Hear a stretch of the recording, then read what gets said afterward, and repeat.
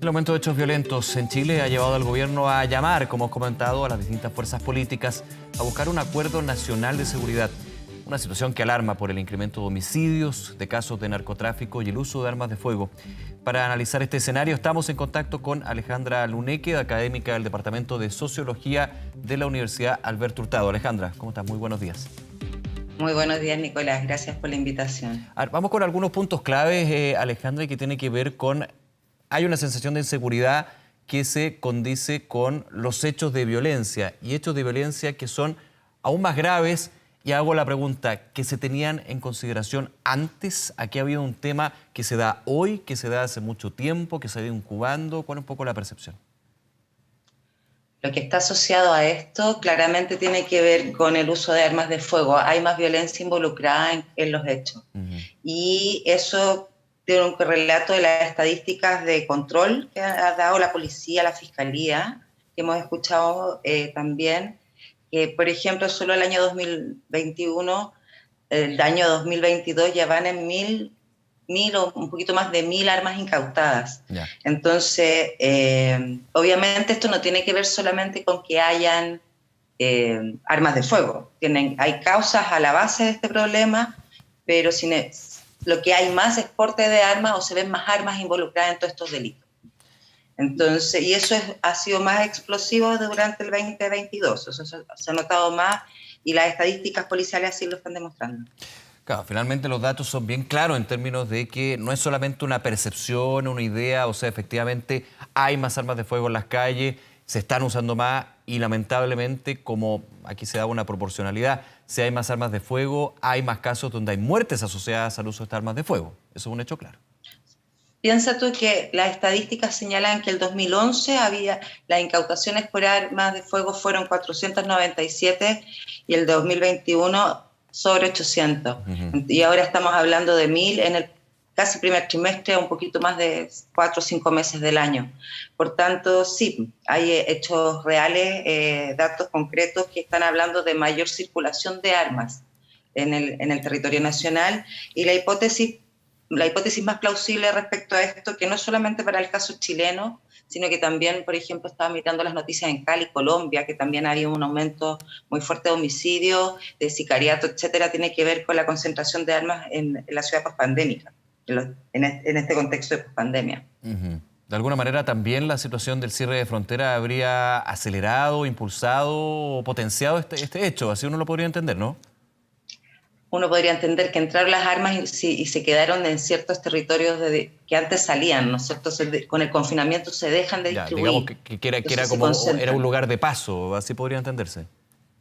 Cuando estábamos, claro, nosotros estábamos preocupados, no toda la ciudadanía estaba preocupada de mirar como los patrones delictuales en pandemia, ¿no? Pero cuando uno miraba las noticias a nivel internacional, lo que estaba pasando es que la droga no circuló y tampoco circularon las armas, entonces claro, tienden a quedar en los territorios. Y ahí hay una acumulación de 2 años, claramente.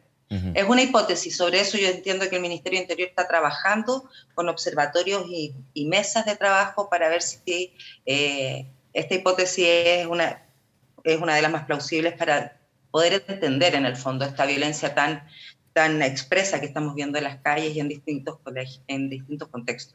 Claro, el origen de este fenómeno, más bien, y tomando un poco lo que tú decías desde el Ministerio del Interior, Alejandra, la semana pasada se inició las reuniones y el trabajo de este Consejo Asesor de Seguridad desde el Ministerio del Interior con distintos organismos que van desde la Fiscalía, Policía, también la Comisión de Mercado Financiero por el tema del financiamiento, por ejemplo, de las bandas organizadas.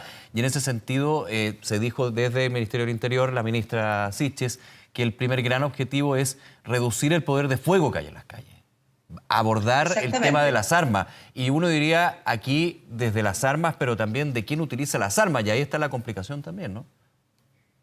Es lo que yo señalaba, señor. Finalmente las armas y su circulación y su uso es como el síntoma, ¿no es cierto? Claro. Pero tenemos que seguir atendiendo como a otras problemáticas. O sea, el caso del joven en Chillán, del carabinero en Chillán, en manos de un joven de 16 años, ¿no? Te está hablando de una población juvenil que está una población en riesgo, que es más violenta y que seguro hay problemas de consumo problemático de droga, que seguro pueden estar vinculados directo o indirectamente con el tráfico de droga o el crimen más organizado en los territorios. Entonces, claramente, esto tiene varias capas.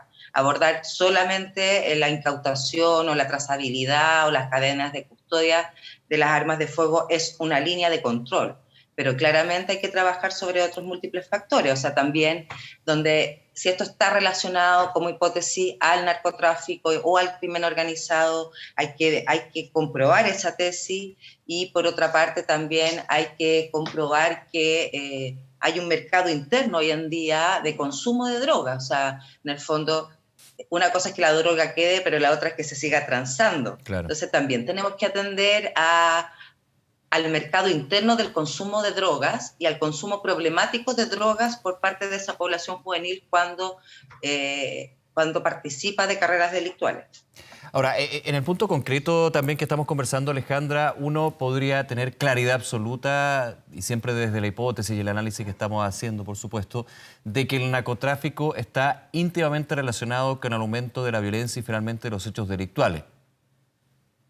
Lo que pasa es que es bien sabido a nivel internacional que el mercado de droga y los mercados de crimen organizado están asociados con los mercados de armas. Bien. Esos son mercados que van en paralelo. Entonces, claramente, y eso sí se ha trazado y se ha estudiado y analizado a nivel internacional, ¿no? Entonces, claramente aquí uno debería estar pensando en que hay niveles de organización criminal mayores o patrones delictuales más complejos en ese crimen organizado. Y hay que poner el tema en el tapete, y también se ha dicho, y lo hemos dicho varios, que Chile ya no está aislado, que tiene además este mercado de consumo de drogas interno, para lo cual estas bandas se organizan más, ¿no?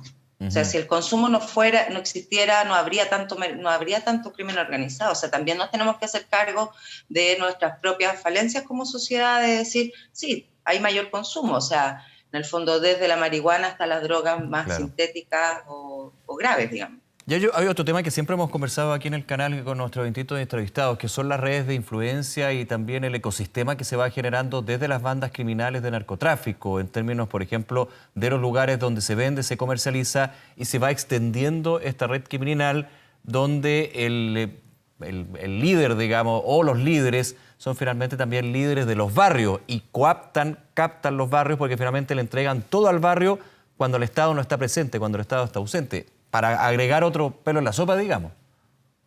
Exactamente. Yo sé, hace muy poco acabo de ver un estudio que se hizo en el Gran Santiago sobre las características de las bandas. En general estamos hablando de mayoritariamente de bandas de tamaño mediano, no estamos hablando de grandes carteles internacionales.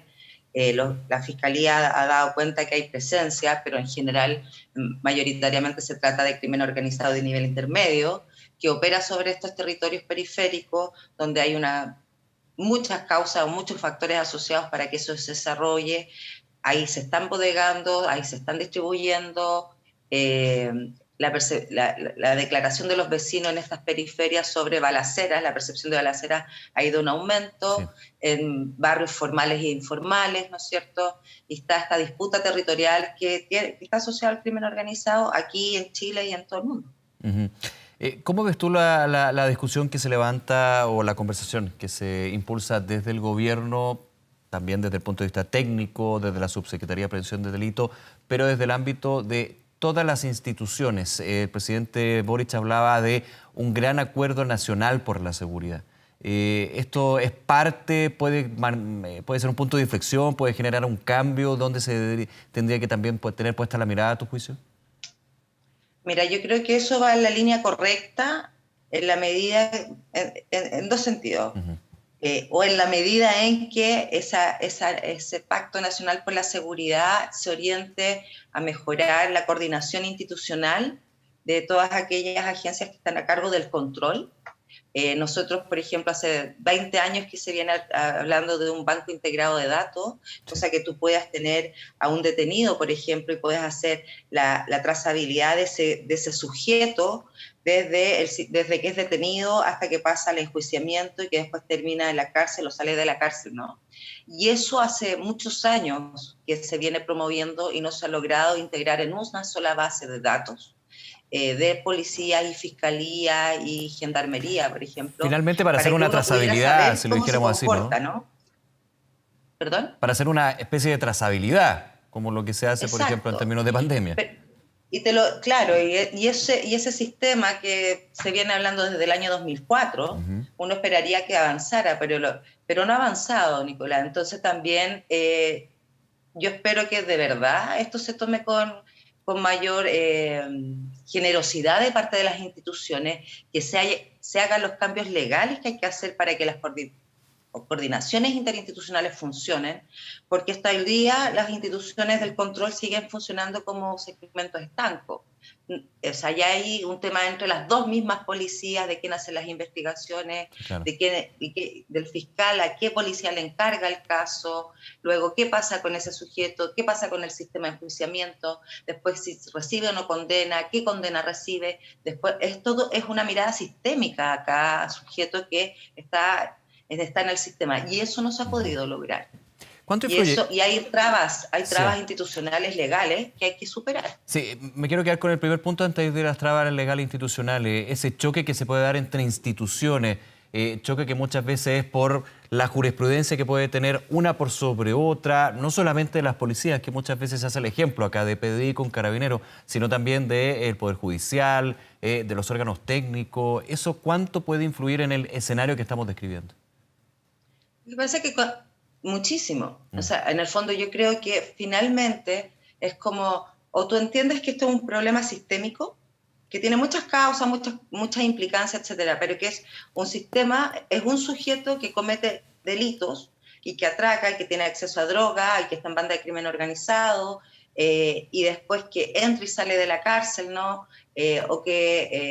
Entonces, si uno tiene que acoger el tema sistémico, que se ha dicho mucho, llevamos 20 años hablando de los factores multicausales detrás de estos problemas delictuales y criminales, pero el Estado no tiene que ser multisectorial e integrado para hacerse cargo del problema de la multidimensionalidad de la delincuencia. Si el Estado no, si las instituciones no acogen una mirada más compleja y de verdad, ya que no, de la colaboración no pase por las voluntades personales de cada funcionario, o ya sea policial o fiscal o juez o de parte del sistema penitenciario, la verdad es que no vamos a avanzar. Ujú. O sea, yo creo que llega un minuto en que ya no podemos seguir haciendo diagnósticos Claro, hay suficientes. claro, Lo que no ya. se ha hecho es que el Estado no ha avanzado institucionalmente lo suficiente para hacerse cargo de una realidad que cada vez es más compleja. Ujú. Y este debate se tuvo en la Política Nacional de Seguridad Ciudadana el año 2004. Sí, desde esa instancia, digamos. Ahora, el segundo punto, las trabas legales que mencionabas, Alejandra, también, ¿cuál es el impacto y cuáles son quizás las más recurrentes y que hay que hacer un cambio ahí, a tu juicio? Yo te diría que lo primero es, por ejemplo, a veces también hay que mirar el sistema de enjuiciamiento. Yo no quiero hacer críticas acá ni nada, pero cómo se están, por ejemplo, procesando las causas desde que es detenido, ¿no? De Ujú. cómo se configuran las pruebas, que hemos conocido las áreas grises que hay dentro de la configuración de pruebas y de cómo eso, en el fondo, entra luego al fiscal, desde la decisión del fiscal con qué policía, con qué departamento policial trabaja para con la configuración de pruebas, la calidad de las pruebas, ¿no es Sí. cierto? O sea, ¿cómo no va a haber un solo organismo que pueda ser un veedor de que todas las instituciones estén funcionando como tienen que funcionar? Y que no quede solamente al alero de las definiciones institucionales de cada una de esas partes. Entonces, por cambios institucionales y legales, en cada uno de este track que yo te menciono, desde que entra el caso policial, el sujeto es detenido, desde que es detenido por la policía, luego entra el proceso de enjuiciamiento, de la configuración de pruebas. Bueno, ¿qué pasa ahí? Luego, cuando ya viene el sistema del enjuiciamiento tal, la sanción, ¿qué sanción recibe? Esa sanción alude realmente a la gravedad del delito o no. ¿Quién puede hacer un track directo? Hay muchas áreas grises que al menos desde una mirada completa de esto, yo no te sabría decir cómo realmente está funcionando. Entonces, y desde ahí son varias las iniciativas legales que se podrían tomar para hacer un solo track institucional para hacer seguimiento de cada una de estas causas. Eso más allá, y por último, Alejandra, de las iniciativas legales que buscan retipificar ciertos delitos y aumentar las penas y sanciones para ello. Obviamente, lo que pasa es que agendas cortas de seguridad hemos tenido varias en los últimos 20 o 30 años. Si esto pasa por mejorar, no por aumentar las penas, pasa por mejorar el procedimiento, los procesos. Porque en el fondo una cosa son las agendas cortas y el aumento de las penas. Tuvimos la ley penal adolescente, ese yo creo que es uno de los mejores ejemplos. La ley penal adolescente que se aprobó en 2006-2007. La idea era interrumpir la carrera criminal de los jóvenes. Claro, desde el inicio. inicio. Disminuimos la edad penal, no hay un sistema social que se haga cargo de poder sacar al joven de la carrera delictual e integrarlo a un sistema social. Entonces, ¿qué hicimos? Aumentamos más de jóvenes en las cárceles. Y como los adolescentes de 14, 15 años participan más en delitos que son de menor cuantía, en general entran y salen de la cárcel. Entonces, al final, atiborran las cárceles con jóvenes que entran y salen de ellas porque tampoco hay suficientes pruebas o porque los delitos son muy difíciles de comprobar. Entonces, al final, son buenos los espíritus de las leyes. Y el problema no son las leyes, es cómo opera el sistema. Es la institucionalidad que tiene que aplicar la ley, digamos, el sistema en completo. Claro. Y lo otro es que en esto yo creo que, y yo soy bien majadera en esto, no podemos solamente dedicarnos al control. Nosotros nos tenemos que dedicar a la prevención del delito. También eso viene también mandatado por leyes, qué sé yo, desde el año 2004, pero cuando tú te encuentras con la realidad. En 2015 se crearon los consejos comunales de seguridad para que desde los territorios los municipios pudieran tener mayor participación en prevención del delito, ya que no tienen facultades sobre las policías. Esos consejos quedaron sin financiamiento durante 4 años, ahora se retoma esa agenda, pero básicamente uno puede mirar que esos consejos funcionan bien en 2, 5, 6 comunas del país, pero el 90% de las comunas son institucionalidad que no opera. Entonces yo creo que aquí llegó un momento de no hacer más diagnósticos sobre la problemática, sino hacer mejores diagnósticos sobre la institucionalidad, en prevención y en control. Y en prevención yo creo que tenemos que atender el consumo problemático de drogas y hacer de una política nacional de prevención de consumo de drogas, no solamente del control. Bien. Alejandra Aloneque, académica del Departamento de Sociología de la Universidad Alberto Hurtado, muchísimas gracias como siempre por acompañarnos aquí en Canal 24 Horas. Gracias a ustedes siempre, Nicolás. Un gusto. Un abrazo. Hasta luego.